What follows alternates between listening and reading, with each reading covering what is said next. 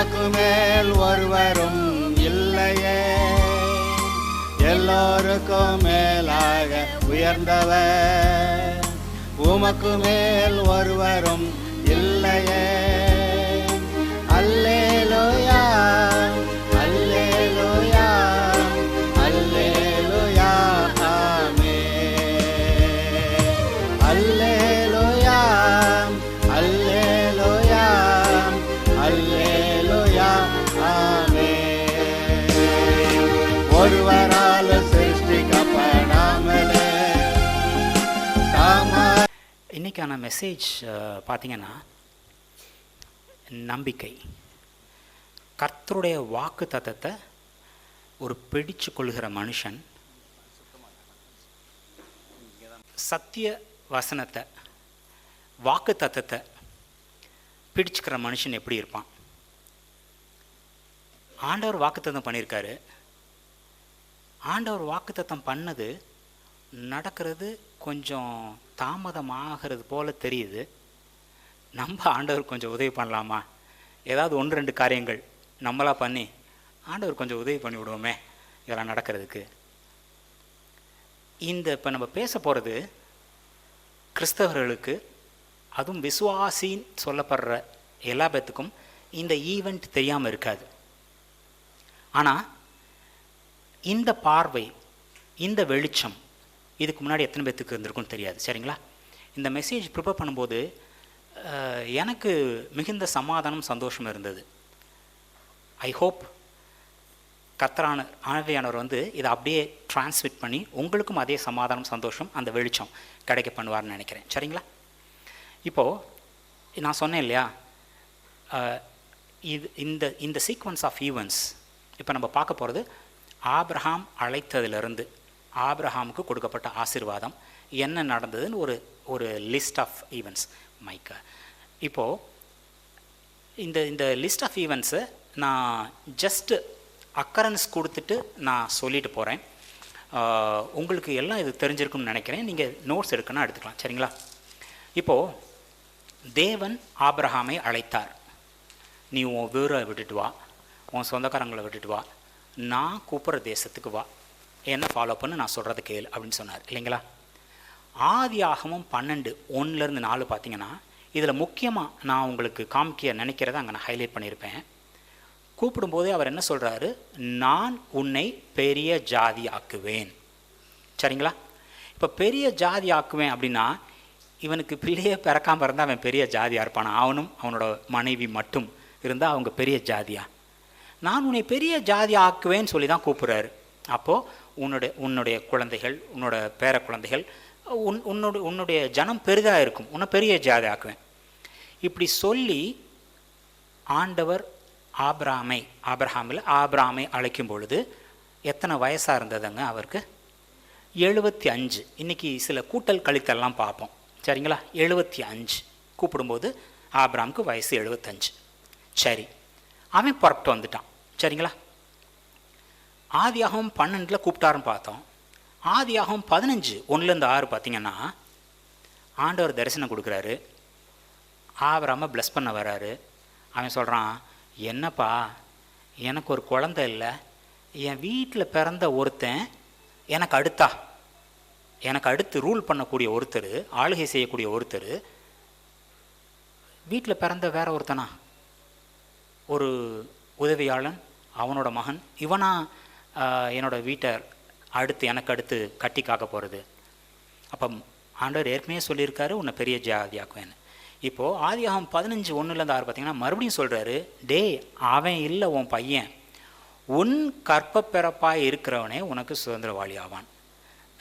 ஆபிரகாமால் கர்ப்பம் தரிக்க முடியுமா அப்படின்னா, ஒரு காலத்தில் இல்லை சிலர் கூட என்கிட்ட கேட்டது உண்டு, பைபிள் படிக்கும் பொழுது எல்லாம் ஆண்களுடைய பேராக சொல்லப்பட்டிருக்கு, இது என்ன ஆண் ஆதிக்கமா? பெண்கள் ஒரு தரக்குறைவாக கருதப்படுகிறாளா? பெண்களை மென்ஷன் பண்ண வேண்டிய அவசியமே இல்லையா அப்படின்னா, எப்போ ஒருத்தன் இவள் தான் என் மனைவின்னு ஏற்றுக்கொள்கிறானோ அப்போ அவங்க 2 பேரும் என்ன ஆகிறாங்க? ஒரே மாம்சமாகறாங்க. இப்போது ஆபிராம் அப்படின்னு சொன்னால் அவனுக்குள்ள சாராளும் அடக்கம். சரிங்களா? ஸோ இது ஆண், இது பெண், இது கணவன், இது மனைவின்னு பிரித்து பார்க்க வேண்டிய அவசியம் கிடையாது. They are equivalent. There should be respect and honour within the family. ஏன்னா உன் வலது கை உன் இடது கையை காயப்படுத்தினா எப்படி இருக்கும், அந்த மாதிரி தான் ஒரு புருஷனானவன் மனைவியை ஒரு தரம் குறைந்த வார்த்தையிலையோ இல்லை ஒரு கடின சொல்லாலையோ இல்லை காயப்படுத்துறது. சரிங்களா? இப்போ நான் சொல்ல வந்தது உன் கர்ப்பப்பிறப்பாக இருக்கிறவனே அப்படின்னு சொல்லும்போது ஆண்டவர் என்ன சொல்ல வர்றாருன்னா, உன் வீட்டில் இருக்க வேலைக்காரனோட பையன் கிடையாதுடா, சாராள் மூலமாக உனக்கு உண்டாகக்கூடிய குழந்தை. உன் கர்ப்பப்பிறப்பாக இருக்கிறவனே உனக்கு சுதந்திரவாளி ஆவான். இது சொன்னோன்னே இப்போ ஆபிரகாமுக்கு 75 வயசை தாண்டி இருக்கும் இல்லைங்களா? ஏன்னா ஆதியாகமம் 12 பார்க்கும்போது 75 வயசானப்போ தான் ஊரோட்டு புறப்பட்டோம் தான் பார்க்குறோம். 75 வயசுக்கு மேலே தான் இப்போ குழந்தை இல்லை. இந்த பைபிள் வாசிக்கும்போது எப்போ இவங்க கல்யாணம் பண்ணாங்கங்கிற கரெக்டான டாக்குமெண்ட் இல்லை. ஆனால் இவன் ரொம்ப வருஷமாக குழந்தை இல்லாமல் இருந்திருக்கணும். கர்த்தர் சொன்ன உடனே அவன் கர்த்தரை விசுவாசித்தான். எனக்கு வயசாயிருச்சு, என் ஒய்ஃப்க்கு வயசாயிருச்சு, எங்களுக்கு இத்தனை நாளாக குழந்தை இல்லை, எப்படி பிறக்க போகுது அப்படிலாம் அவன் யோசிக்கலை. அவன் கர்த்தரை விசுவாசித்தான், அதை அவர் அவனுக்கு நீதியாக எண்ணினார். இப்போது ஆண்டவர் சொல்கிறாரு, அவன் ஓகே கேனப்பாய மாதிரி தலையாட்டுறான். ஓகே, ஆண்டவர் சொன்னால் அது கரெக்டாக தான் இருக்கும், எப்படின்லாம் யோசிக்க வேண்டிய அவசியம் கிடையாது. அவர் சொல்கிறார், அது நடக்கும்.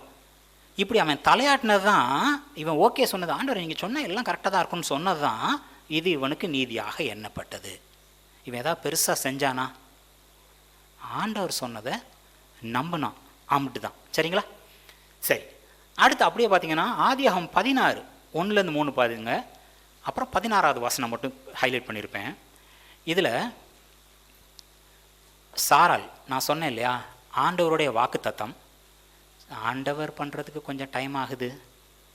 நம்மளா ஏதாவது ஆண்டவருக்கு உதவி பண்ணி நம்மளா ஏதாவது செஞ்சு நம்ம மாம்சம் நம்மளை உந்தும் ஏதாவது பண்ணி கடந்து போயிட முடியுமா? இதில் சாராள் என்ன சொல்வார்னா, ஆண்டவர் நான் குழந்தை பெறாதபடிக்கு என் கற்பத்தை அடைத்திருக்கிறார். ஆதியாகமம் 12 பார்த்தோம் உன்னை பெரிய ஜாதியாக்குவேன்னு சொல்லியிருக்கார். ஆதியாகமம் 15 பார்த்தோம் உன் கற்பப்பிறப்பாக இருக்கிறவனே உனக்கு சுதந்திரவாளின்னு சொல்கிறார்.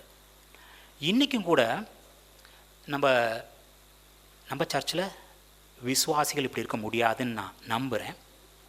யாராவது புதிதாக இருக்கவங்க இல்லை யூடியூப் வியூஸ் இப்போ கொஞ்சம் ஹிட் ஆகுது, யாராவது பார்க்குறவங்க இருந்தால் ஒரு விஷயம் நம்மளுக்கு தெளிவாக தெரியும், ஆண்டவரால் செய்ய முடியாத காரியம் எதுவுமே இல்லை. ஆனால் அவருக்கு எனக்கு இது செய்கிறதுக்கு இஷ்டமா, உமக்கு சித்தமானால் என்னை சுத்தமாக்கும். அவரால் சுத்தமாக்க வல்லவர்னு இவனுக்கு தெரியுது, ஆனால் அவருக்கு சித்தமா இல்லையான்னு தெரில. இவனை உன்னை ஆசீர்வதிப்பேன்னு கூட்டு வந்த தேவன் அவராக கற்பத்தை அடைச்சி வச்சிருப்பார். இன்னைக்கு நன்மையான எந்த ஈவும் யார்கிட்ட தான் வர முடியும்? பரத்தில் தான் வர முடியும். ஏதாவது நெகட்டிவ்னா, இப்போ சப்போஸ் நீங்கள் ஒரு மரண இருளின் பள்ளத்தாக்கில் ஏதாவது ஒரு கஷ்டமான சூழ்நிலை கடந்து போகிறீங்கன்னா, இது ஆண்டவர் கொடுத்ததா?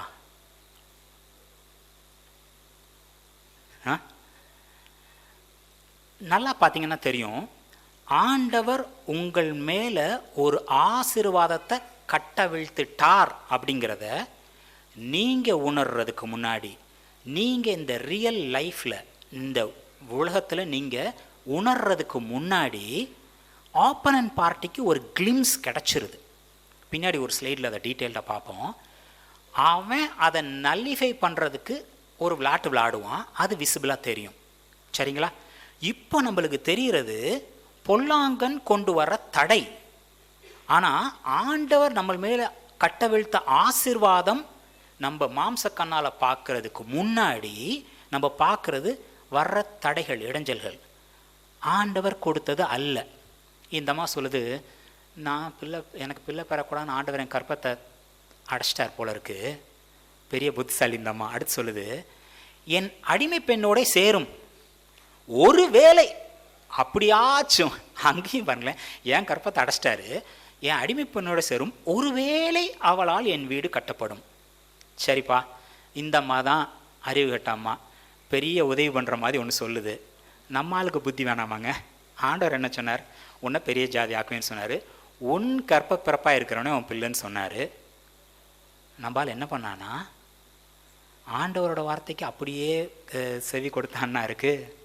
சாராயின் வார்த்தையை ஆபிரகாம் செவி கொடுத்தான். இந்த கணவன்மார்கள், it is very easy to get influenced by women.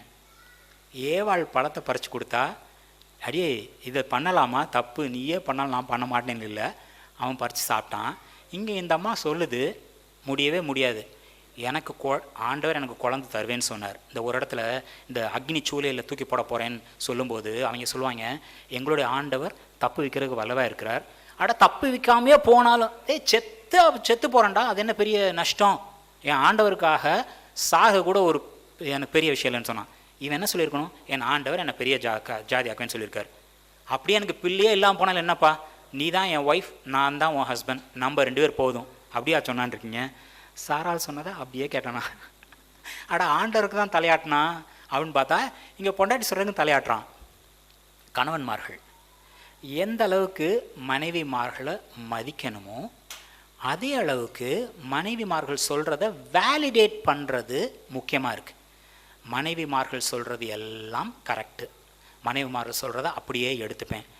இந்த கணவன்மார்களை தலை அப்படின்னு வச்சுருக்கிறதுக்கு ரீசன் என்னென்னா, இப்போது ஒரு ஒரு ஒரு ஆஃபீஸர், ஒரு ஹெட் இருக்கார். அவர் எல்லா வேலையும் பார்த்துட்டு இருக்க மாட்டார். கீழே இருக்கவங்க வேலையெல்லாம் பார்ப்பாங்க, கொண்டு வந்து சில ஆப்ஷன்ஸ்லாம் கொடுப்பாங்க. ஹீ வில் வேலிடேட் எது கரெக்டு எது தப்பு. இப்போ கீழே இருக்க ஆளுக வேலை பார்த்தது எல்லாம் அவன் தப்பாக கணக்கு எழுதியிருக்கான். மேனேஜர் சைன் மட்டும் போட்டு கொடுத்தாருன்னு வைங்களேன், எதாவது பிரச்சனைனா மாற்றுறது மேனேஜராக இருப்பார். ஏன்னா ஹீ ஆத்தரைசஸ், ஹீ அப்ரூவ்ஸ் இல்லைங்களா. இப்போ மனைவி சொன்ன உடனே என் மனைவி சொன்னால் கரெக்டாக தான் இருக்கும், அதை வேலிடேட் பண்ணி பார்க்க வேண்டிய கடமை யாருக்கு இருக்குது?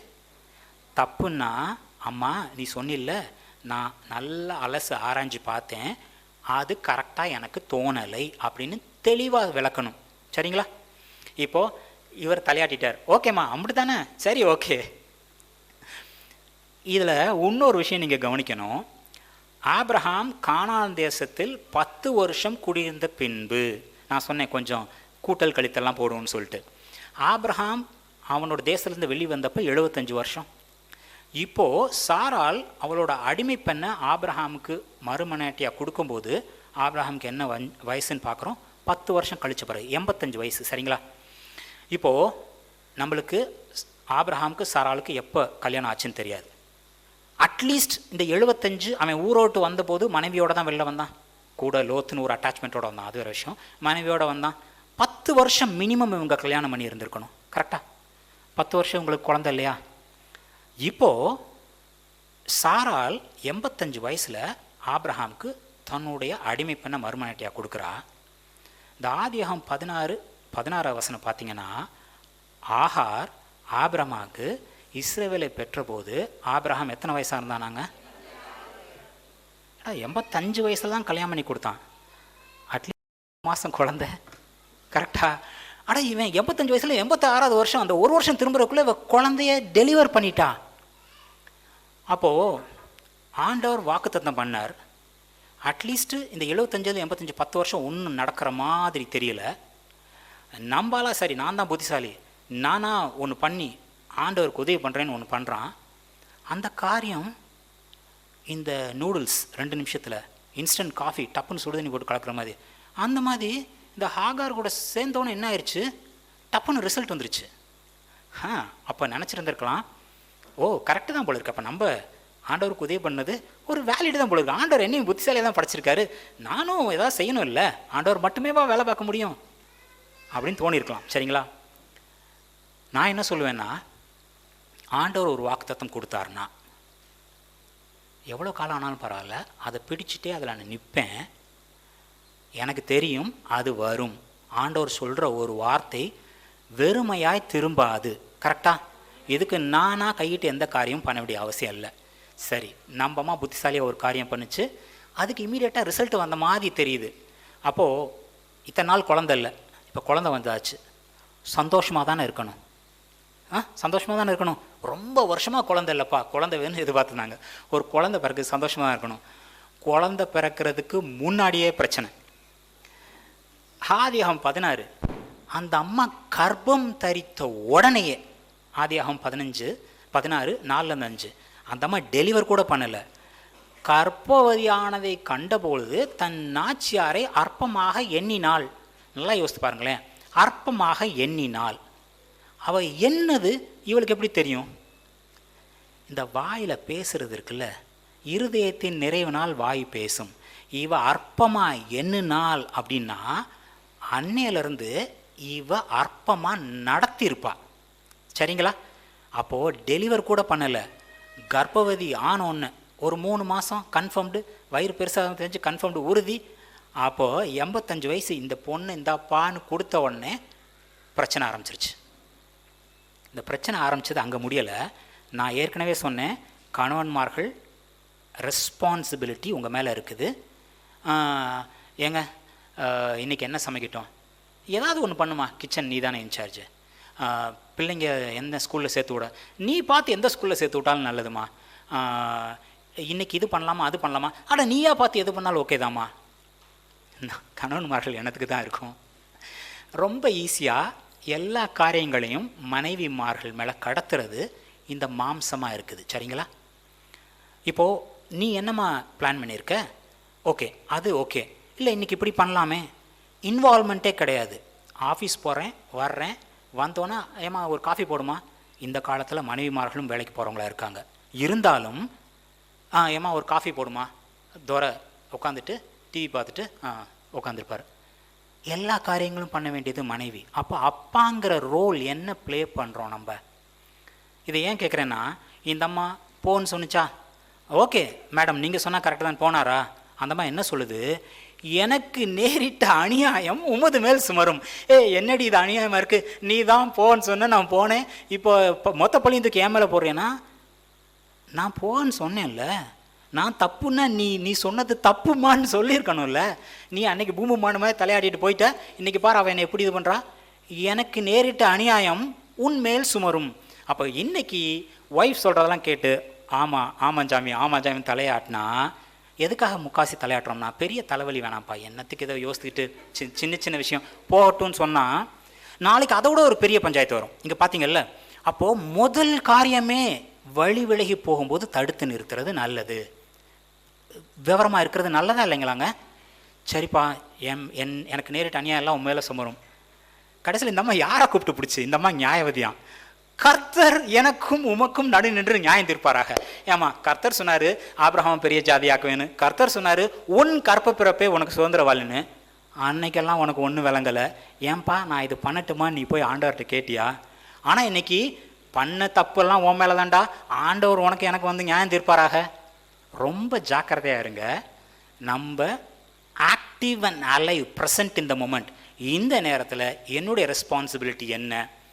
இப்போது இன்னும் ஒரு லெவல் கூட போய் கூட சொல்லலாம், இந்த காரியங்கள்லாம் விமென்ஸ் டாஸ்க், இந்த காரியங்கள்லாம் மென் டாஸ்க் அப்படின்னு ஒரு காலத்தில் ஒதுக்கி வச்சுருந்தாங்கல்ல.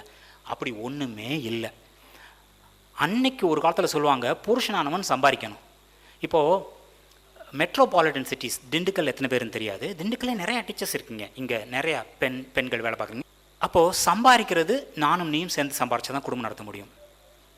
அப்போது சம்பாரிச்சிட்டு பெண் வந்த பிறகு வீட்டை கூட்டுறதும் பெண்ணு தான், பாத்திரம் விளக்குறதும் பெண்ணு தான், சமைக்கிறதும் பெண்ணு தான், துணி துவைக்கிறதும் பெண்ணு தான், பிள்ளைங்களை பார்த்துக்கிறதும் பெண்ணு தான். நம்ம என்ன பண்ணுறோம்? கணவனானவன், குடும்பத்தின் தலையானவன் என்ன தான் பண்ணுறோம்? அந்த காலத்தில் சம்பாதிக்கிறது, வெளியில் போய் காசு எடுத்துகிட்டு வர்றது மட்டும்தான் ஆணோட டியூட்டியாக இருந்தது. இன்றைக்கி அப்படியா? அப்போது இன்றைக்கி பெண்கள் எல்லா காரியங்களையும் பண்ணிட்டு வீட்டையும் பார்க்கும்போது ஆண்களை இறங்கி இன்வால்வ் பண்ண முடியுமா, இன்வால்வ் பண்ண முடியாதா? ஆக்டிவாக இன்வால்வ் ஆகணுங்கிறத நான் இதிலேருந்து சொல்கிறேன். சரிங்களா? பிள்ளை எந்த ஸ்டாண்டர்டு, ஏம்மா நம்ம பையன் எந்த ஸ்டாண்டர்டுமா அப்படின்னு கேட்டால் அதோட மோசம் ஒன்றுமே கிடையாது. சரிங்களா? ஆக்டிவாக இன்வால்வ் ஆகிருக்கணும். ஒய்ஃப்கிட்ட நீங்கள் ஒய்ஃப்க்கு ஒரு கிஃப்ட் வாங்கி தரணும்னா, ஒய்ஃப்க்கு எத்தனை சாரீ இருக்குது, என்ன கலரில் சாரீ இருக்குன்னு உங்களுக்கு தெரிஞ்சிருக்கணும். அவங்க போவாங்க, அவங்களுக்கு வேணுங்கிறத வாங்கிப்பாங்க. அப்போ கண்ணை திறந்து பார்க்குறது கூட இல்லையா? ஒரு புருஷனானவன் வீட்டில் எல்லா விஷயத்திலும் கண்ணும் கருத்துமாக இருக்கணும். சரிங்களா? விளங்குதுங்களா?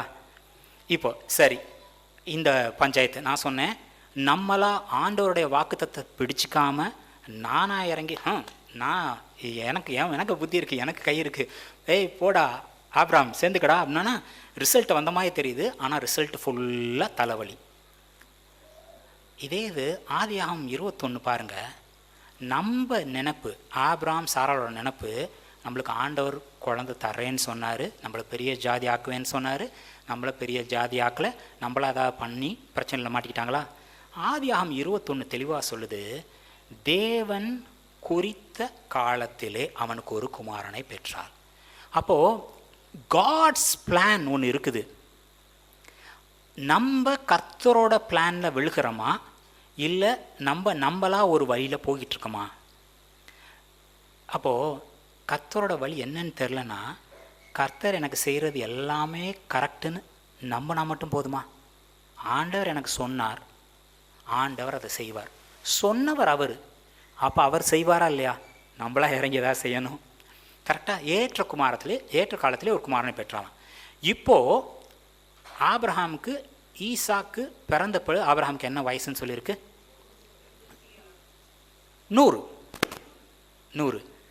சரி, இப்போது இஸ்மவேல் இவங்களாம் ஒரு பிளான் பண்ணி ஒரு குழந்தைய பார்த்தாங்கல்ல, அவனுக்கு வயசு என்ன? 13-14 இருக்கணும். ஏன்னா 86 வயசு இருக்கும்போது குழந்தை, அப்போ 13-14 இருக்கணும். சரிங்களா? எதுக்கு இந்த கணக்கு அப்படின்னா நம்ம பார்ப்போம். சரிங்களா? இப்போது ஈசாக்கு பிறந்தாச்சு, 100 வயசு. ஆபிரகாம் வெளில வந்தப்போ 75 வயசு. 25 வருஷம் மினிமம். நான் சொன்னேன் எத்தனை வருஷத்தில் கல்யாணம் பண்ணாங்கன்னு தெரியாது. 25 வருஷம் மினிமம் ஆபிரகாம் வெயிட் பண்ணியிருக்கான். ஆனால் ஆண்டவரோட சித்தம் அதுவாக தான் இருந்திருக்கு. ஆனால் ஆண்டவர் ஒரு ஆசீர்வாதத்தை உங்கள் மேலே ரிலீஸ் பண்ணுறார், உங்களை ஆசீர்வதிப்பேன்னு சொல்கிறார் அப்படின்னா உறுதியாக ஆண்டவர் பண்ணி தான் ஆவார். நம்ம ரூத் நொகோமி சொல்லுவா மருமகள்கிட்ட, கவலைப்படாதடா, போய் படுத்துங்க, அவன் இந்த காரியத்தை செய்து முடிக்காமல் தூங்க மாட்டான். ஒரு சாதாரண மனுஷன் ஒரு காரியத்தை செஞ்சு முடிக்காமல் தூங்க மாட்டான்னா, ஆண்டவர் உங்கள் மேலே ரிலீஸ் பண்ண ஆசீர்வாதம் உங்கள்கிட்ட வந்து கிட்டி சேர்ற வரைக்கும் சும்மா இருப்பாருன்னு நினைக்கிறீங்களா? அவர் சும்மா இருக்க மாட்டார். உங்களை ஆசீர்வச்சிட்டே இருக்கிற தேவன் அவரை விரட்டி உங்களை the blessings will hunt you down. உங்களை விரட்டி அடித்து பிடிக்கும் ஆசீர்வாதங்கிறப்ப நம்மளா என்னமோ யோசித்து நம்மளா எதுவும் செஞ்சு இடையில போய் பிரச்சனையில் மாட்டிக்க வேணாம். சரிங்களா? இப்போது ஆபிரகாமுக்கு ஈசாக்கு பிறந்தாச்சு. ஆபிரகாமுக்கு 100 வயசு, இஸ்மவேலுக்கு 13-14 வயசு. அப்படியே ஆதியாகமம் 21:8-10 வாங்க. பிள்ளை வளர்ந்து பால் மறந்து ஈசாக்கு பால் மறந்த நாளிலே ஆபிரகாம் பெரிய விருந்து பண்ணினான். இப்போது வீனிங் அப்படின்னு சொல்லுவாங்க. இப்போ 1.5 வருஷம் 2 வருஷம் பால் கொடுப்பமாக இருக்கும். நான் குட்டி பையலாக ஸ்கூலுக்கு போகும்போது 4-5 வருஷம் வரைக்கும் பால் குடிச்சிட்டு இருந்த பசங்களை நான் பார்த்துருக்கேன். இப்போ 1.5 வருஷம். இப்போது இஸ்மவேலுக்கு 13-14 வயசாக இருந்துச்சு ஈசாக்கு பிறக்கும்போது. இப்போ ஈசாக்கு பால் மறக்கும்போது ஒரு மினிமம் 2 வருஷம். அப்போ இஸ்மவேலுக்கு 15-16 வயசு ஆயிருக்கணும் இல்லைங்களா? ஏன்னா இஸ்மவேலை எப்போ இந்த பால் மறந்து அவன் ஒரு பெரிய விருந்து பண்ணானோ அப்போது இஸ்மவேல் ஏதோ வம்பிழுத்தானான். சரிங்களா? யூஸ்வலாக யார் குற்றம் பிடிக்கிறார்கள்னு பார்த்தீங்கன்னா, புறஜாதியினர் பெருசாக குற்றம் பிடிக்கிறத பார்க்க மாட்டோம். ஒரே தாப்பனுடைய பிள்ளைங்க, வேறு தாயினோட பிள்ளைங்கள். இந்த சபை அந்த சபையை குறை சொல்லும், அந்த மார்க்கத்தார் இந்த மார்க்கத்தாரை குறை சொல்லுவாங்க. அந்த குறை சொல்கிற ஆளும், ஒரு அருமையான போதகரை குறை சொல்கிற அந்த ஆளும் தானும் கிறிஸ்தவன் என்று சொல்லிக் கொள்கிறான். சரிங்களா? இங்கே குறை சொன்னது யார் பாருங்க? ஆபிரகாமோட ரத்தம் இஸ்மவேல் தான் வந்து வம்பிழுக்கிறான் ஈசாக்க. சரிங்களா? எப்பொழுதுமே பிரச்சனை வெளியிலேருந்து வராது. பிரச்சனை ஏன்னா வெளியில் இருக்க ஆளுகளுக்கு நம்மளை பற்றி ஃபுல்லாக தெரியாது. ஏதோ ஒன்று போகிறாங்க, வர்ஷிப் பண்ணுறாங்க, வர்றாங்கன்னு தான் தெரியும். இந்த உள்ளே இருக்க ஆளுகளுக்கு தான் இதை இப்படி சொல்லியிருக்கக்கூடாது, அதை அப்படி சொல்லியிருக்கணும் அப்படிங்கிற பிரச்சனை உள்ளுக்குள்ளே தெளிவின்மையால் தான் வரும். சரிங்களா? இப்போது இங்கே பிரச்சனை நம்ம சாரால் சொல்லியாச்சு, இதுக்கு மேலே என்னால் பொறுத்துக்கவே முடியாது. சரிங்களா? அந்த கர்ப்பமாக இருக்கப்பயே விரட்டி விட்டுருப்பா டார்ச்சர் பண்ணி. ஆண்டவர் சொன்னனால அவள் வந்து அடங்கியிருப்பா கைக்குள்ளே. இப்போ 16 வருஷம், இதுக்கு மேலே ஒரு நிமிஷம் என்னால் பொறுக்க முடியாது, இவங்க ரெண்டு அடித்து விரட்டி விடு அப்படின்னு சொல்கிறாங்க. சரிங்களா? இப்போ இந்த அடுத்த ஸ்லைட் பாருங்கள்.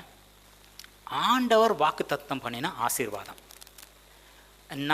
நம்ம புத்தியை யூஸ் பண்ணி நம்மளா எடுத்துக்கிட்ட ஒரு சோ கால்டு ஆசீர்வாதம். இந்த ரெண்டையும் நம்ம கம்பேர் பண்ணி பார்க்கலாம். இஸ்மாயிலையும் ஐசக்கையும் ரெண்டுத்தையும் நம்ம கம்பேர் பண்ணி பார்க்கலாம். சரிங்களா? இந்த எப்போ பிரச்சனை இதுக்கு மேலே என்னால் முடியாது வெளியே தொடுன்னு சொல்லும்போது அப்பத்தையும் ஒரு துருத்தி தண்ணீரையும் எடுத்து ஆகாருடைய தோளின் மேல் வைத்து பிள்ளையும் ஒப்பு கொடுத்து அவன் அனுப்பிவிட்டான். இப்போது டீனேஜ் பாய்ஸ், எனக்கு 2 பேர் இருக்காங்க, ஏதாவது சரி செஞ்சிடறேன் அப்படின்னு சொல்லுவாங்க.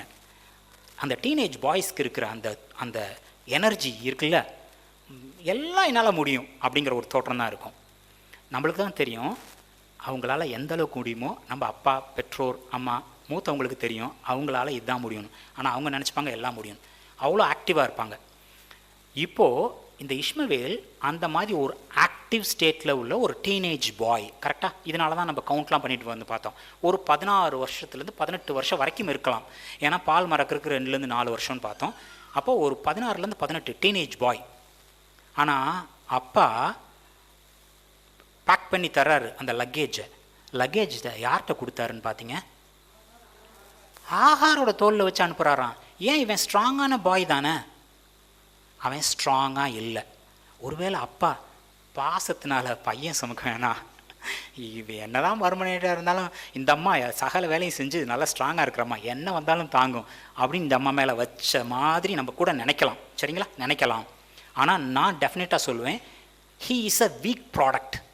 அவன் ஒரு வீக்கான ஒரு மனுஷன். அவன் வயசுக்கான ஒரு ஸ்ட்ரென்த், அவன் வயசுக்கான ஆசீர்வாதம் அவனுக்கு இல்லைன்னு நான் சொல்லுவேன். ஏன் அப்படின்னு பார்த்தீங்கன்னா, இந்த எடுத்துகிட்டு போனாங்கல்ல, எடுத்துகிட்டு போனப்போ அவன் ஒரு இடத்துல சுருண்டு விழுந்துட்டான். அந்த அம்மா என்ன ஸ்ட்ராங், பாலைவனம் ட்ரையாக இருக்கும், தண்ணி இல்லை, வெயில் உஷ்ணம், பயங்கர கஷ்டம். அந்த அம்மா நல்லா இருக்கு. இந்த அம்மா என் பிள்ளையாட்டம் சாகிறத நான் பார்க்க முடியாதுன்னு தள்ளி போய் நிற்கிது. அப்போ அந்த அம்மா ஹெல்த்தியாக இருக்குது. ஆனால் இந்த பையன் அவ்வளோ ஸ்ட்ராங்காக இல்லை, அவ்வளோ ஹெல்த்தியாக இல்லை. சரி, ஆண்டவர் என்ன இருந்தாலும் நம்ம ஆசீர்வதிச்ச ஆபிரகாமோட சந்ததி தானே இவனும், பொழைச்சி போகட்டும்னு சொல்லிட்டு இந்த அம்மாவை கூப்பிட்டு போமா, அங்கே தண்ணி இருக்குது பார்த்து குடிச்சிக்கோன்னு சொல்லும்போது கொடுக்குற அடுத்த இன்ஸ்ட்ரக்ஷன் பாருங்கள். நீ எழுந்து பிள்ளையை எடுத்து மூட்டை முடிச்சு மட்டும் இல்லை, பிள்ளையும் தூக்கிக்கிட்டு அவனை உன் கையினால் பிடித்து கொண்டு போ. அப்போது தெளிவாக விளங்கும், நம்மளா கையிட்டு நம்ம செய்கிற காரியம், ஆண்டவருக்கு உதவி பண்ணுற மாதிரி போன காரியம் பெரிய விசேஷம் இல்லை. இப்போ நான் சொல்கிறத தவறாக எடுத்துக்கக்கூடாது. உங்களுக்கு அசௌகரியம், உங்களுக்கு சுகமின்மை, doctors are there to help. சரிங்களா? விஞ்ஞானிகளுக்கு தான் வைத்தியன். ஆனால் வைத்தியன்ட்ட போகிறதுக்கு முன்னாடி ஒரு முறை ஆண்டவரை நோக்கி பார்த்தோமா? என்னென்னா அந்த ரிசல்ட் இருக்குல்ல, ஒரு குவிக் ஹீலிங், இந்த இன்ஸ்டன்ட் எஃபெக்ட் தரும். தலைவலி, ஒரு பேராசிட்டமல் போடுப்பா, தலைவலி போயிடும்.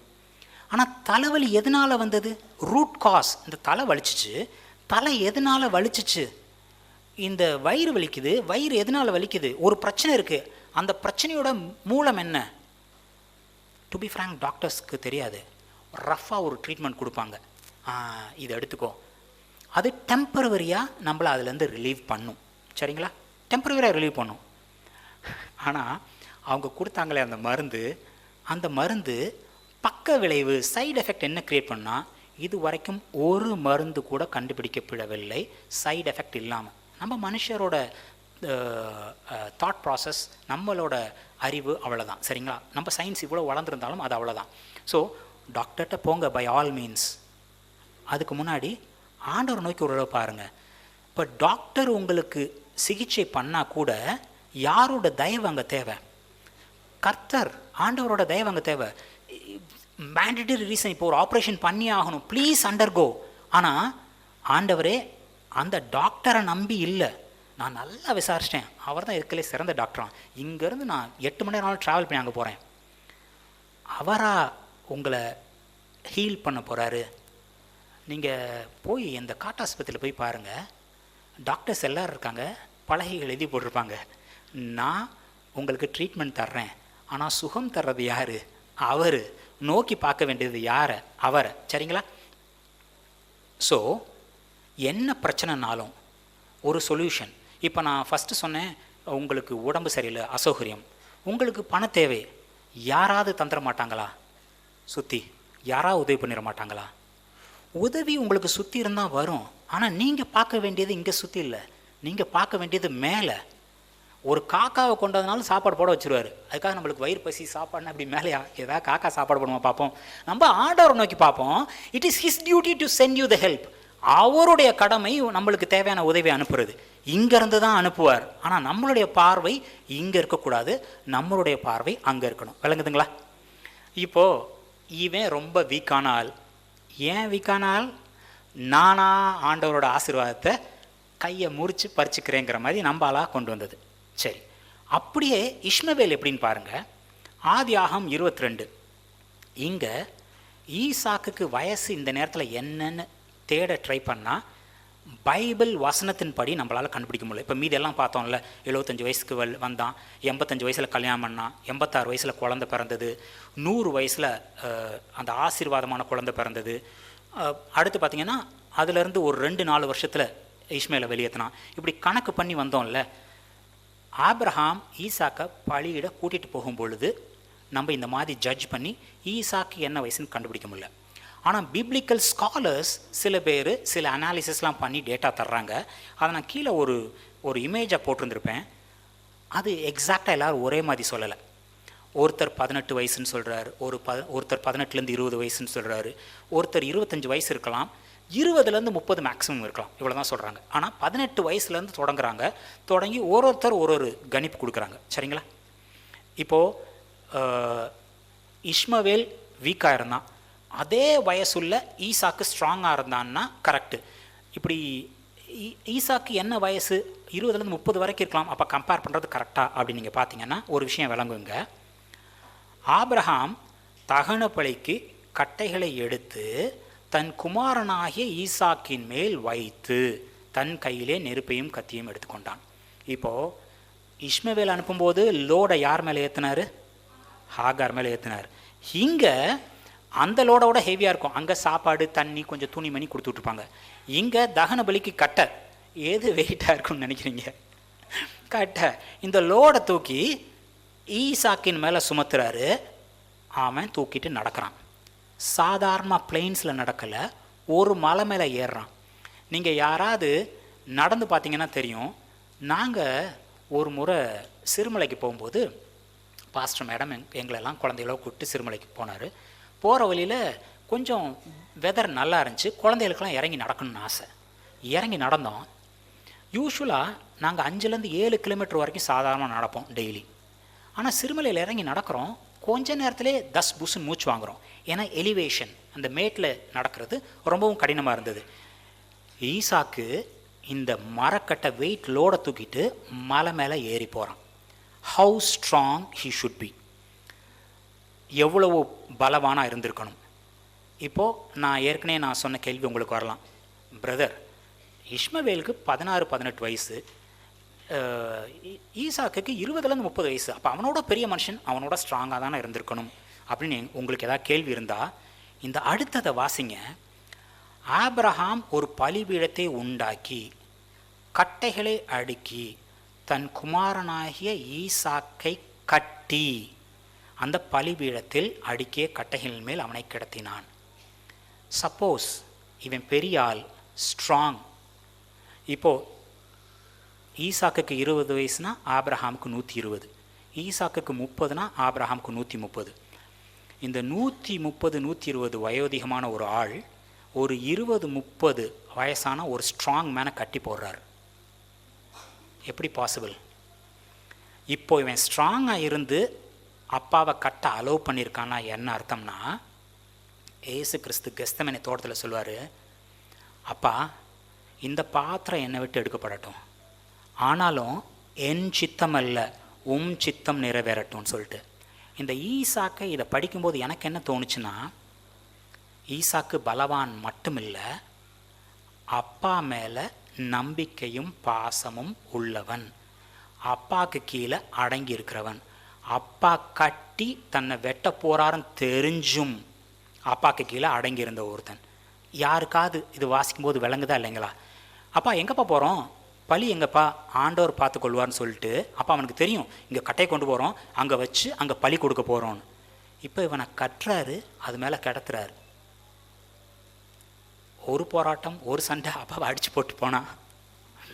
இப்போ பிள்ளைங்க அப்பா அம்மாவுக்கு கீழே அடங்கிருங்க.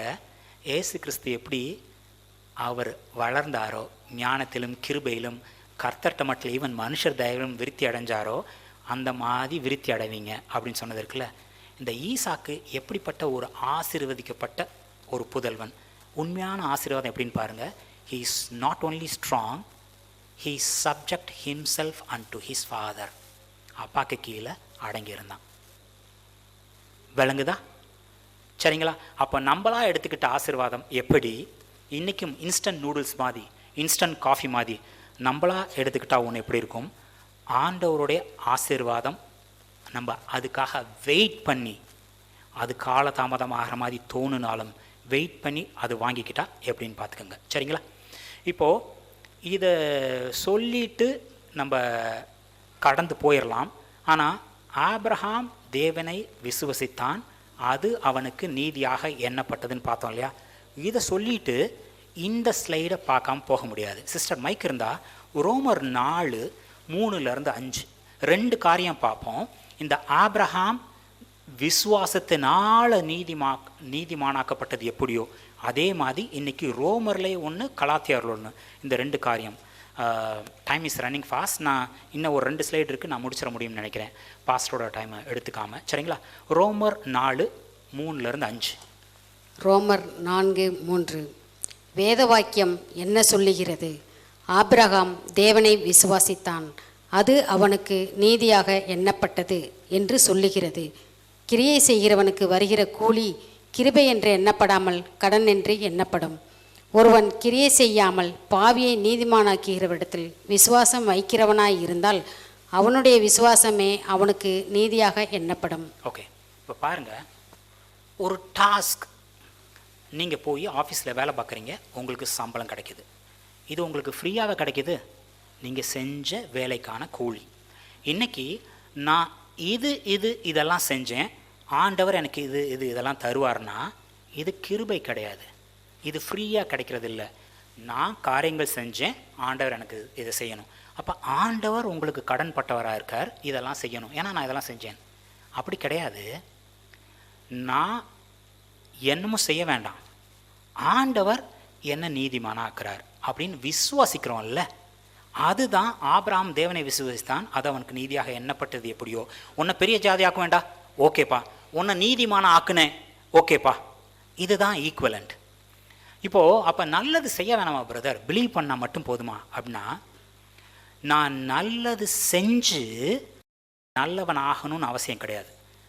ஆண்டவர் என்னை நல்லவன் ஆக்கிட்டார், இப்போ நான் நல்லவன். நல்ல மரம் நல்ல கனிகளை மட்டும்தான் கொடுக்கும். நான் நல்லவனாக இருக்கிறதுனால நல்லது மட்டும்தான் பண்ணுவேன். ரெண்டும் வேற பார்வை. நான் நல்லதாக செஞ்சு நல்லவனாக இருந்து ஆண்டவர்கிட்ட கிட்டி சேர்றேன் இல்லை. ஆண்டவர் என்னை நல்லவனாக மாற்றிட்டார், நீதிமானாக மாற்றிட்டார். இப்போ நல்ல துறவுலேருந்து நல்ல தண்ணி தான் வர முடியும், நல்ல மரம் நல்ல கனிகளை மட்டும்தான் கொடுக்க முடியும். நீதிமானாகிய நான் நீதிமானாக தான் நடக்க முடியும். இது ஆண்டவர் என்னை நீதிமானாக்குனார்னு விசுவசிக்கிறது தான் நம்ம வி ஆர் ரைச்சியஸ். சரிங்களா? இது ஒன்று. கலாத்தியர் 3:5-7. கலாத்தியர் 3:5. அன்றியும் உங்களுக்கு ஆவியை அளித்து உங்களுக்குள்ளே அற்புதங்களை நடப்பிக்கிறவர் அதை நியாயப்பிரமாணத்தின் கிரிகளினாலேயோ விசுவாச கேள்வியினாலேயோ எதனாலே செய்கிறார்? அப்படியே ஆபிரகாம் தேவனை விசுவாசித்தான், அது அவனுக்கு நீதியாக எண்ணப்பட்டது. ஆகையால் விசுவாச மார்க்கத்தார்கள் எவர்களோ அவர்களே ஆபிரகாமின் பிள்ளைகள் என்று அறிவீர்களாக.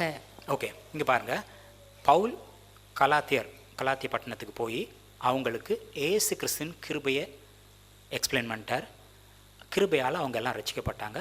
இயேசு கிறிஸ்துவன்ட்ட கிட்ட அண்டி சேர்றாங்க.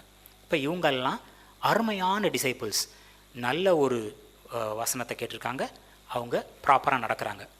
இப்போது சிலர் குறுக்கில் வந்து நீ வந்து கிறிஸ்துவனுடைய கிருபையை பிடிச்சு நீ வந்து கிறிஸ்துவனா மாறிட்ட, ஆனால் அது மட்டும் போதாது, இப்போ நாங்கள்லாம் பாரு விருத்த சேதனம் பண்ணியிருக்கோம், நாங்கள்லாம் பாரு இந்த முறைமையெல்லாம் கடைப்பிடிக்கிறோம், நீங்களும் இதை கடைப்பிடிங்க அப்படின்னு சொன்ன பிறகு இவர் சொல்கிறாரு, ஆவி நீங்கள் ஹோலி ஸ்பிரிட் ஆவியை பெற்றுக்கொண்டது எதினால்?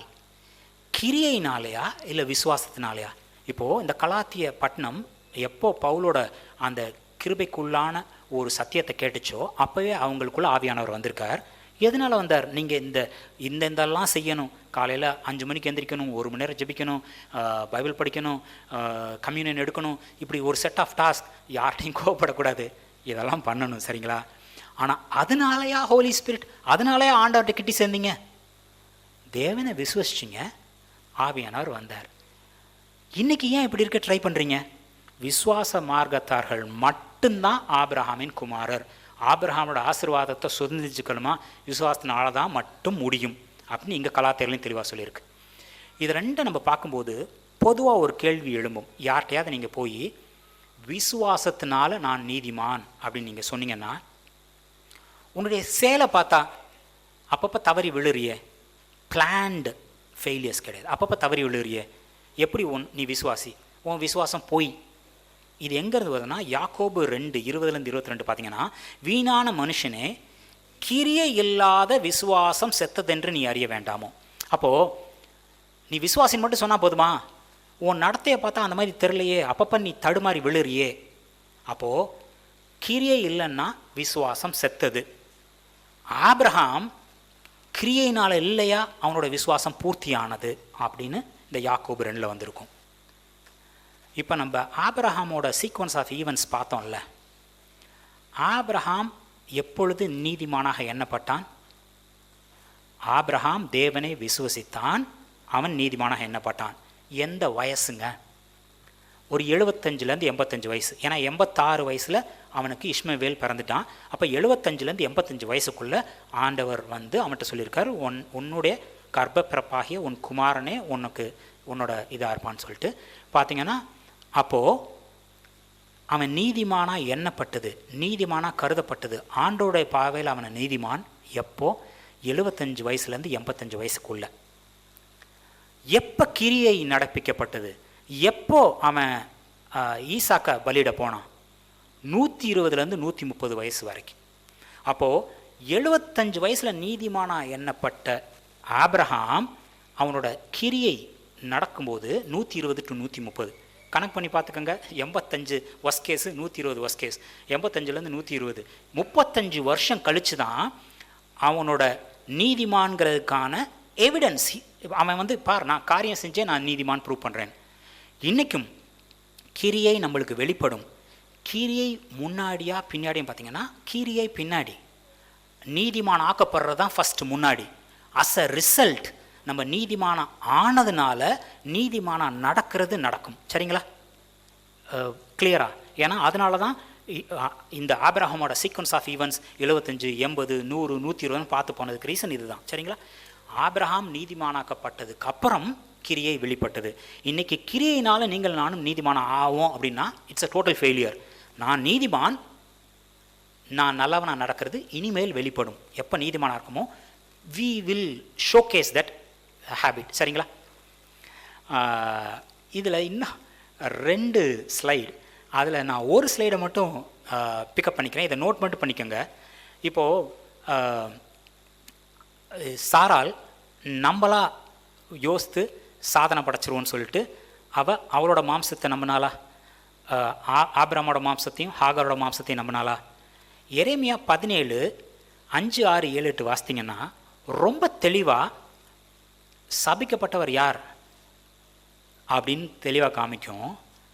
கர்த்தரை நம்பாமல் மாம்சமானதை நம்பி மாம்சத்தின் புய பல பராக்கிரமத்தை கொண்டு என்னால் முடியும் ஒரு சக மனுஷனையோ இல்லை உங்கள் மாம்சத்தையோ நம்புறது சாபக்கேடானது.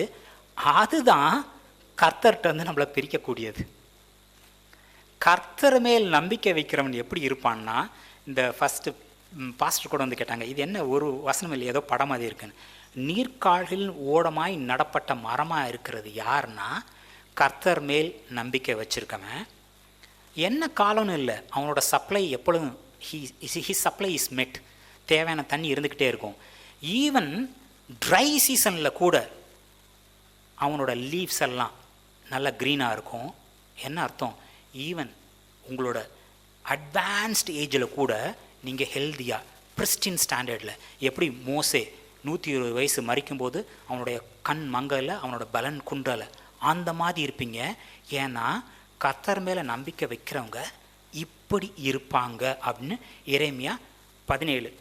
கர்த்தர் மேலே நம்பிக்கை வைக்கிற மட்டும் இல்லை, மாம்சத்தின் மேலே, ஒரு பக்கத்தில் இருக்க மனுஷன் மேலேயோ இல்லை சுய பலத்தின் மேலே நம்பிக்கை வைக்கிறவன் எப்படி மோசமாக இருப்பான்? நல்லது வந்தால் கூட அவன் கண்ணுக்கு தெரியாதான். ஆண்டவர் பாரபட்சம் இல்லை உள்ளவர் அல்ல. இப்போ திண்டுக்கல் பட்டணத்தில் மழை பெய்யுது, விசுவாசிகளோட வீட்டுக்கு மட்டும்தான் மழை பெய்யுது, விசுவாசிகளோட தோட்டத்துக்கு மட்டும்தான் மழை பெய்யுது, ஏன் உருப்படாத மேலே தான் மழை பெய்யுது. ஆனால் ஆண்டவர் நல்லதை கொண்டு வந்தால் கூட மனுஷர் மேலே, சொந்த மாம்சத்தின் மேலே நம்பிக்கை வச்சுருக்கவன் அந்த நல்லதை பார்க்க மாட்டான், அதை என்ஜாய் பண்ண மாட்டான், அதை செரிஷ் பண்ண மாட்டான், அது கடந்து போயிடுது. எவ்வளோ ஒரு சாபக்கேடான காரியம் பாருங்கள். என்னால் முடியும், மாம்சத்தால் முடியும், சக மனுஷனோட உதவியை நோக்கி பார்க்குறது, கர்த்தரை நோக்கி பார்க்காம இருக்கிறது. லாஸ்ட் ஸ்லைட், சில பேசிக்ஸ். அப்போ எப்படி தான் இப்படி நம்பிக்கையாக இருக்கிறது அப்படின்னு பார்த்தா, தெளிவான சிந்தனை வேணும். கர்த்தரை புரிஞ்சுக்கிறதுக்கு ஒரு சப்போர்ட், ஒரு நல்ல பாஸ்டர், நல்ல பிரதர்ஸ், நல்ல ஃபெலோஷிப் வேணும். இப்போ பிரசங்கி 3:11, அவர் சகலத்தையும் அதன் காலத்திலே நேர்த்தியாய் செய்கிறார். கர்த்தர் சகலத்தையும் அதன் காலத்திலே நேர்த்தியாய் செய்கிறார். உங்களுக்கு இந்த நேரம் என்ன தேவையோ அதை உங்களுக்கு கொடுத்துருப்பார். சில நேரங்களில் புரிஞ்சிக்க முடியாது. தேவன் ஆதி முதல் அந்த மட்டும் செய்து வர கிரியை மனுஷன் கண்டுபிடியான், நிறைய நேரத்தில் விளங்காது. ஆனால் ஒன்று உறுதி, அவர் எனக்கு கொடுத்த வாக்கு தத்தம் உறுதி. அவர் நிறைவேற்ற வரைக்கும் அவர் தூங்க மாட்டார். அவர் கரெக்டான டயத்தில், he needs time, he will get it done அப்படின்னு நம்புறது கஷ்டமா? மனுஷர் சிந்தனை, மனுஷர் பார்வை எப்படி இருக்குன்னா, ஏற்கனவே ஒரு சொன்னேன், ஆண்டவர் ஒரு ஆசீர்வாதத்தை கட்டவிழ்த்தாள் அதற்கு முன்ன சில தடங்கள் வர மாதிரி இருக்கும். ஏன்னா பொல்லாங்கன்னு அதை தடுத்து நிறுத்தலாமான்னு ட்ரை பண்ணுவோம். ஆனால் தடுத்து நிறுத்த முடியுமா ஆண்டவரோட ஆசீர்வாதத்தை? முடியாது. இப்போ மத்தேயு 2:16-18 பார்த்தீங்கன்னா, ஏசு கிறிஸ்தானவர் மெசையா பிறந்துட்டார். எவ்வளோ ஒரு நல்ல நேரம். ஈவன் நைட்டு பார்த்தீங்கன்னா பிரைட் டே மாதிரி மாறிடுச்சு. ஏஞ்சல்ஸ் வந்து சிங்கிங் அண்ட் டான்ஸிங் அந்த மேய்ப்பர்களுக்கு சொல்கிறாங்க, ரொம்ப அருமையான காலம் இல்லைங்களா? ஆனால் உங்களுக்கும் எனக்கும் இன்னைக்கு தெரியுது அந்த நேரம் ரொம்ப நல்ல நேரம்னு. ஆனால் பெத்லஹேமிலும் அதன் சகல எல்லைகளிலுமிருந்து 2 வயதுக்கு உட்பட்ட எல்லா ஆண் பிள்ளைகளும் கொலை செய்தான். இப்போ கண்ணுக்கு முன்னாடி எல்லாத்துக்கும் என்ன தெரியுது? 2 வயசு கீழே இருக்க எல்லாத்தையும் கொண்டு போடுறாங்க. இதுதான் ஒஸ்ட் பீரியட். கொரோனா கொத்து கொத்தா விழுந்து சாகிறாங்க, இதுதான் ஒஸ்ட் பீரியட். அது வர்றதுக்கு முன்னாடியே ஏசு கிறிஸ்துவோட பிள்ளைகளுக்கு அதுக்கான இம்யூனிட்டி, அதுக்கான சப்போர்ட் ஆண்டவர் ரிலீஸ் பண்ணிட்டார். நம்மளுக்கு தெரியுதா? தெரியலை. உண்மை என்னென்னா, உங்கள் மேல் ஆசீர்வாதம் கட்டவிழ்க்கப்பட்டு விட்ட பிறகு ஒரு சின்ன தடங்கள் வர மாதிரி மாம்ச கண்ணுக்கு தெரியும். உங்களால் ஆண்டவர் எவ்வளோ நல்லவர்னு கண்டு பார்க்க முடியலையா? இந்த பொல்லாங்கன் பண்ணுறதை ரிவர்ட் பண்ணி பார்த்தா போதும், ஆண்டவர் எவ்வளோ நல்லவர். இந்த நேரம் 2 வயசு கீழே இருக்க எல்லாரும் கொல்லப்படுறாங்க, ஒஸ்ட் காலம். there is something that has happened amazing. உலகமே பல வருஷமாக எதிர்பார்த்துட்டு இருந்த மெசையா பிறந்துட்டார். மனுஷர்கள் இப்போ ஈவன் பழைய ஏற்பாடு காலத்தில் உள்ள ப்ராப்பரான ஆளுங்கள்லாம் பரலோகத்துக்கு போக முடியாது. they have to wait till மெசையா sheds his blood. அப்போது நம்ம மட்டும் இல்லை, ஏற்கனவே மரித்தவர்களும் வெயிட் பண்ணிட்டு இருக்காங்க, எப்படா நம்மளுக்கு வாசல் திறக்கப்படும் சொல்லிட்டு. அவ்வளோ ஒரு நல்ல நேரம் மெசையா பிறந்த நேரம். ஆனால் மாம்ச கண்ணுக்கு எப்படி தெரியுது? ஒரு கடைசி விஷயம், 2 நாளாகம் 26:3-5. நீங்கள்லாம் ஆசீர்வதிக்கப்பட்டவங்க. ஒரு நல்ல சபை, வார்த்தையை அப்படியே தெளிவாக விளக்கூடிய ஒரு சபையை கண்டுபிடிச்சிருக்கீங்க. நான் இதையும் சொல்கிறேன்னு பாருங்கள். உசியா ராஜாவாகிற போது 16 வயதாக இருந்தது. கர்த்தரின் பார்வைக்கு செம்மையானதை செய்தான் உசியா. ஸோ அவன் நல்லவன் போல இருக்குது, 16 வயசுலேயே தெளிவாக பண்ணான் அப்படின்னா அதுக்கு அடுத்ததே இருக்குது, தேவனுடைய தரிசனங்களில் புத்திமானாக இருந்த சகரியாவின் நாட்களிலே தேவனை தேட மனதாக இருந்தான். அப்போ பாருங்க, உசியா எப்போ வரைக்கும் தான் கர்த்தரை தேடினானா, தேவ மனுஷனான சகரியா உயிரோடு இருந்து தேவ மனுஷனாகிய சகரியா உசியாவை வழி நடத்துகிற வரைக்கும் அவன் தேவன் பார்வையில் இருந்தான். அவனை கர்த்தரை தேடின நாட்களில் தேவன் அவன் காரியங்களை வாய்க்க செய்தார். இப்போ ஆங்கில வருஷன் ஒரு வருஷனில் சொல்லியிருக்கு, he was well trained by his pastor and teacher Zachariah. அப்போது நம்ம ஏன் சண்டே சர்ச்சுக்கு வரணும், ஏன் தேர்ஸ்டே பைபிள் ஸ்டடிக்கு வரணும், ஏன் சாட்டர்டே அந்த பைபிள் ஸ்டடிக்கு வரணும், உபவாச ஜபத்துக்கு வரணும்? வார்த்தையை தெளிவாக விளக்கி கர்த்தருடைய வழியில் நடத்த உங்களுக்கு உதவியாக இருக்கிறது தான். இப்போது நீங்கள் ஆண்டவர்கிட்ட கிட்டி சேர்றதுக்கு நீங்கள் in your prayer time, in your you can go directly. எப்போ திருச்சியில் கிழிக்கப்பட்டதோ நீங்கள் நேராக போகலாம். ஆனால் வார்த்தையை விளக்குறதுக்கு 24/7 பல பேர் அன்றன்ற காரியங்களில் டெய்லி காரியங்களில் மாட்டிட்டு இதுக்கு டைம் கிடைக்கலையேன்னு இருக்கிறவங்க வாசிக்கணும். அதுக்கான ஆல்டர்னேட் எதுவும் கிடையாது. ஆனால் அதில் விளங்காத காரியங்கள் உங்களுக்கு அந்த வாரத்துக்கு தேவையான எனர்ஜைசர், தேவையான வார்த்தை கிடைக்கணும்னா யார் தேவையாக இருக்குது? ஒரு பாஸ்டரும் ஒரு டீச்சரும் தேவையாக இருக்குது. ஒரு பாஸ்டரும் டீச்சரும் இருந்து வழி நடத்தின காலம் வரைக்கும் உசியா ஆண்டவரை நோக்கி பார்த்தான். ஆண்டவரை நோக்கி பார்த்த காலம் ஃபுல்லாக ஆண்டவர் அவனை வாக்கி செய்தார். That's why I said you are blessed. வார்த்தையை அப்படியே தெளிவாக காமிக்கிற ஒரு சபையை கண்டுபிடிச்சிருக்கீங்க. நீங்கள் செய்யக்கூடிய நல்ல காரியம் என்னென்னா, ஒரு சக மனுஷனுக்கு சத்தியத்தை விளக்குறது. சரிங்களா? கர்த்தரோட வசனத்தை பிடிச்சிட்டு நிற்கிறது. சுய பலத்தின் சாயாமல் ஆண்டவர் எனக்கு கொடுத்த வாக்கு தத்தம் நிறைவேற்றுறது அவரோட டியூட்டி. அது வரைக்கும் நான் காத்திருக்கிறது. சரிங்களா? Be blessed.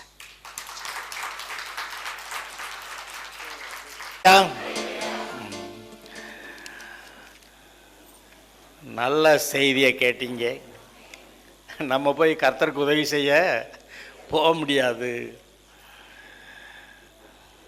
அப்படி செய்ய நினைக்கிறதெல்லாம் தப்பாக போயிடுது. கர்த்தர் வருவார், சகலத்தையும் அதன் காலத்திலே நேர்த்தியாய் செய்கிறவர். நமக்கு செய்வாரா?